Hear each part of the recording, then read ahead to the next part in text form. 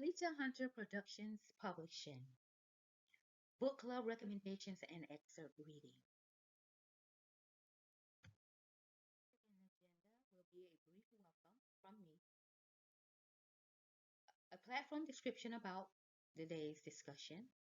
I will present the book title. I will talk about the book's genre. I will give a little bit about the book as a book description. I will do an excerpt reading, and I will do a summary Q&A wrap-up. Welcome to Beletahunter Productions Publishing. My name is Tanya Hunter. I'm the one facilitating this learning today, as well as the one reading the excerpt. I hope that you enjoy this presentation. Thank you. I routinely make book recommendations for a reading. I always like to recommend the books that I've written for you to read. However, I often do other books as well. But for this platform today, it will be a book that I have written. I will do an excerpt reading from the book. I will give you the title and description for that book, as well as your options for purchasing the book if you care to do so. Thank you, and I hope you enjoy. The title of this book is $100, 100 Days, Eating on a Budget, written by Tanya Hunter.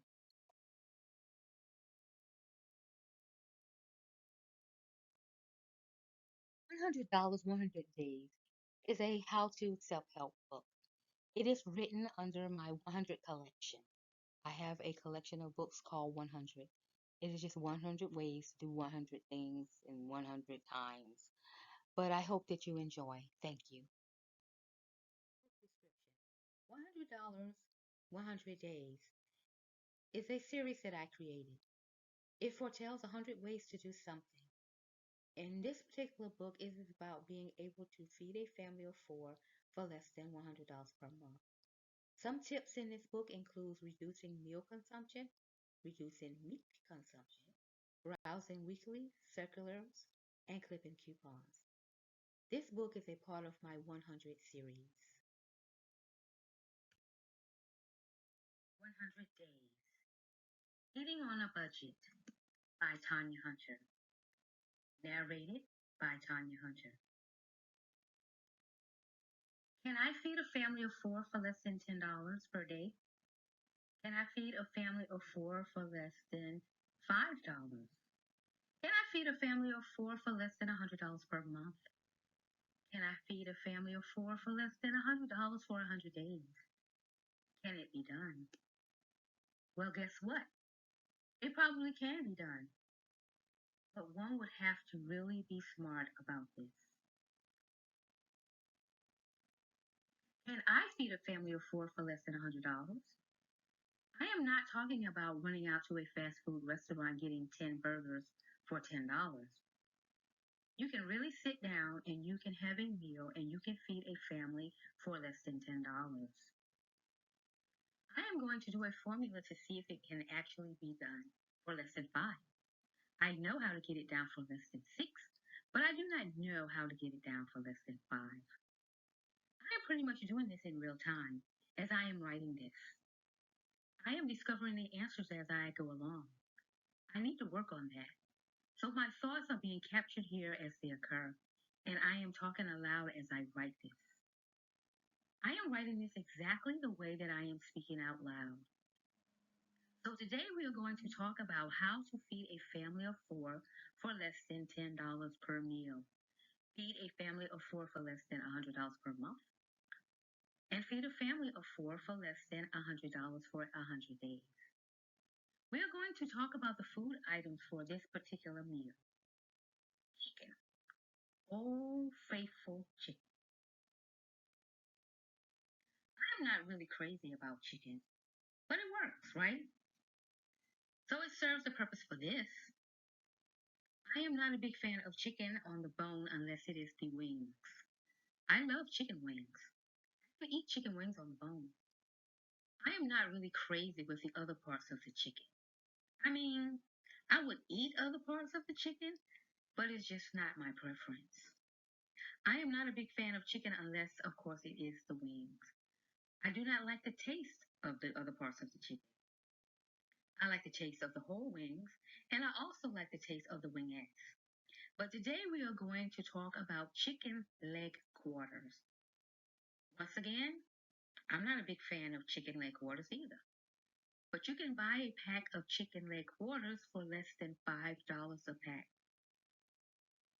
In that pack of chicken leg quarters, it usually comes with 4 or 5 pieces. That means 4 leg quarters is equivalent to 8 pieces of chicken. Sometimes you can get 5 leg quarters. 4 leg quarters is fine for a family of 4, but if you get 5, that's even better. So now you have 10 pieces of chicken. What do I want you to do with those leg quarters? I want you to separate them. I want you to separate each piece because I want this meal to be fun.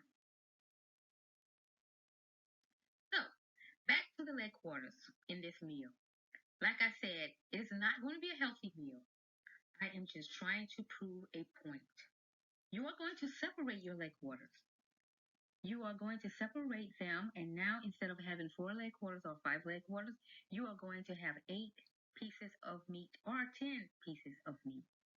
You are not now going to take the drumsticks and put them over to the side for now. Then you are going to take the thigh part, or whatever that other part is called, and you are going to decide what you want to cook them. Say you have decided that you're going to bake them. I suggest baking them or grilling them. Then fry the remaining 4 or 5 chicken legs.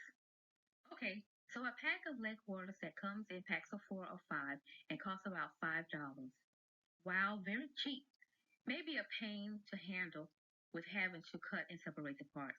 But I have no idea if convenience is a priority when on a budget of only $100 for the entire month. When considering that you can buy a pack of 5 drumsticks that are already separated, but you will pay more than $5 just for the drumsticks by themselves. While the leg quarters are so cheap, yielding more than 8 to 10 pieces of meat, I have no idea if that is going to be a concern for someone on such a small budget.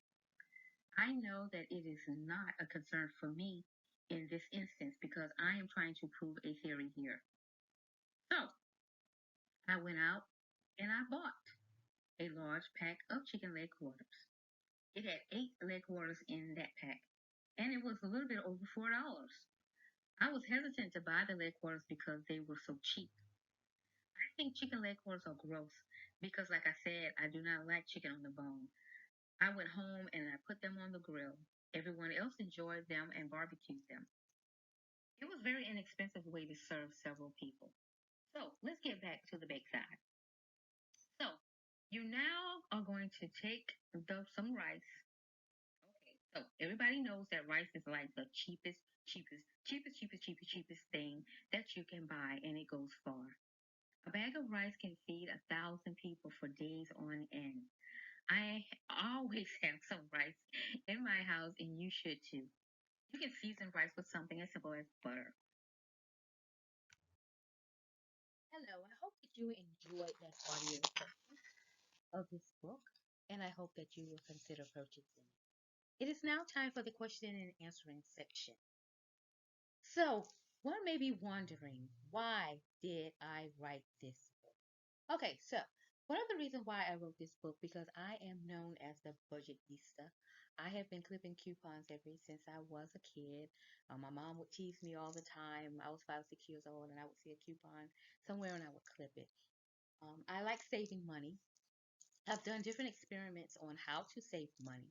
So I wanted to write down some ideas just to give people and a different perspective on how they can live off a budget and still live well. I wanted people to know that it could be done. That's why I did the legwork. I went out to the stores and I priced different things at different stores to come up with my own theory. And so once I had a theory, I had to prove that theory, and I was able to do it by experimenting and doing my own research. So I put the information that I found in a book form because I would hope that for the reader that it would be helpful. Okay, so you also may be asking, who is this intended audience?